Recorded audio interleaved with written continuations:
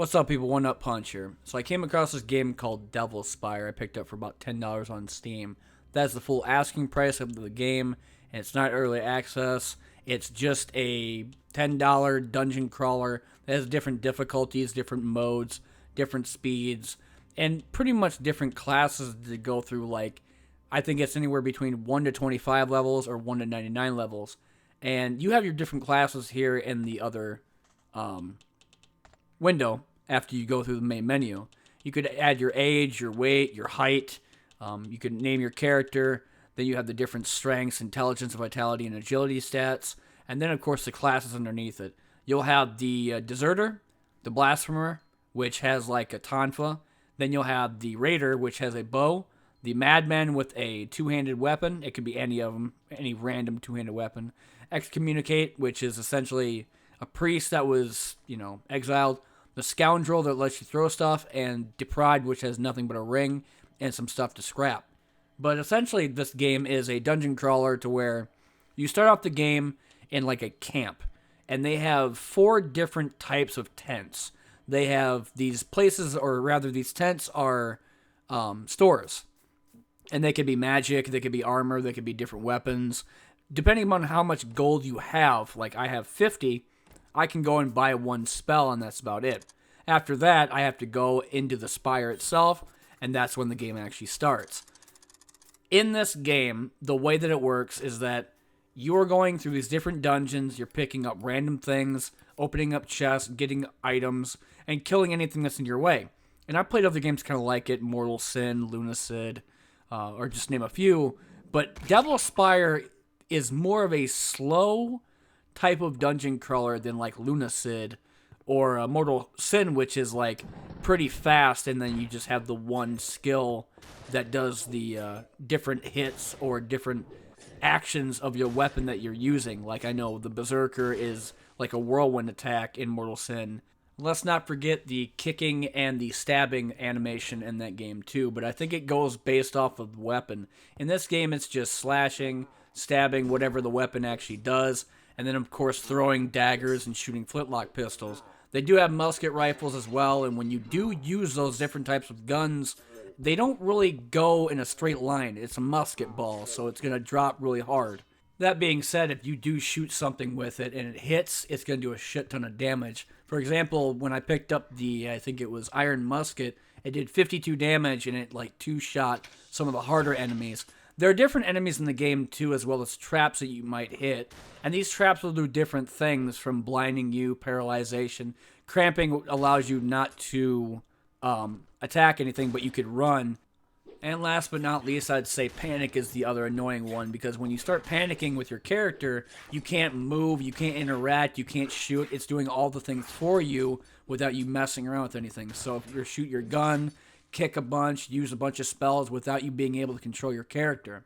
So I'd say panic is pretty annoying. But getting into the enemies are kind of different. Depending upon the level, you'll fight like weird dryads that float at you, other like creatures that look like they're made of rubber completely, floating heads, really strong guys with spears and axes.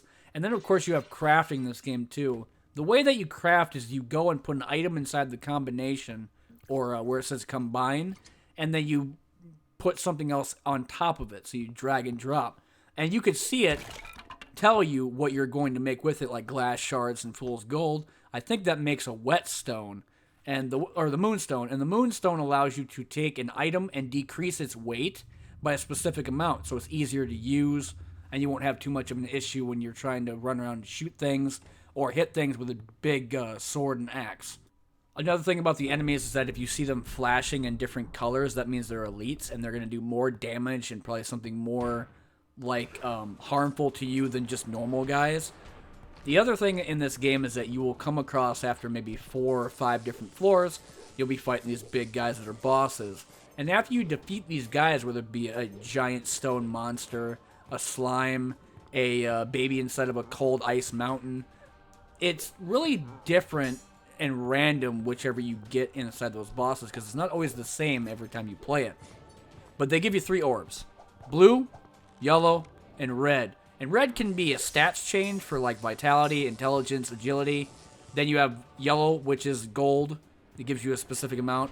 And then blue is like a random magical spell that you could use, like Resurrection, All-Seeing Eye, or being able to like use elemental spells on your weapons.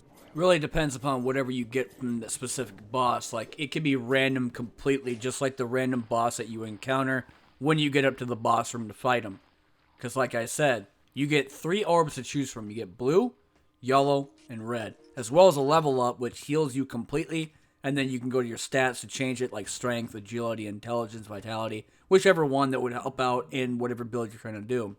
Again, the game is pretty slow in comparison to the other 2 games I was talking about, like Mortal Sin and Lunacid. It does have a lot of variation, though. Like, the enemies are definitely different. They might do different spells, and they do different attacks. There are some that will bounce around and everything that's hard to hit, whether it be using a 2-handed weapon or throwing axes at them. And I mean, the bosses are pretty nice too, because at the end I fought like a giant tank, and it started shooting a bunch at me, and I was using these pillars to protect myself so that it didn't hit me, including the turrets that it would place down to shoot at me around the corner. But I wanted to show off a little bit more of the crafting too. When you do make your item, you can apply it just by putting the weapon in the combine option, and that will work the same if you're trying to like combine something. So if you want to put a moonstone on your axe to give it less weight, you put your axe inside the combination or combine option, and then you put the moonstone on top of it. Same thing for if you're crafting anything. Fool's Gold and Glass was able to make that stone, or I think Sticky Goo and Moss allows you to make a white potion, and that gives you health and magic. So I'd say for about $10 on Steam, man, I've been liking Devil Spire a lot. It's pretty damn fun. It does have a lot of different variations and different things to do. Like, for example, you have the different modes, like Ascent, Descent, God Mode, Immortal. And then you have the different levels you can go to that goes from 1 to 25 or 1 to 99, depending upon the difficulty level you're trying to play as. I did not play the game on Extreme and Hard yet, because, again, I didn't really beat it that very much when it comes down to normal difficulty, because I'm still trying to mess around with it. But that being said, if I had to make a comparison, or if I were to say what would be more enjoyable for me particularly compared to like Lunacid or Mortal Sin / Devil Spire, personally I like Devil Spire more because there's more weapons and variety of spells to do. And though it is slow and grungy and does kind of look like crap to some people, it's very, very fun. Before this video ends, I will say there are some negatives about the game. For example, I was having some FPS issues. The game would stutter a little bit, and then maybe being able to like go through a wall here and there. But otherwise than that, not very much of an issue with the game. And like I said, it's about $10 on Steam. Go check it out. I've been One Nut Punch. Thanks for watching. I'll see y'all later.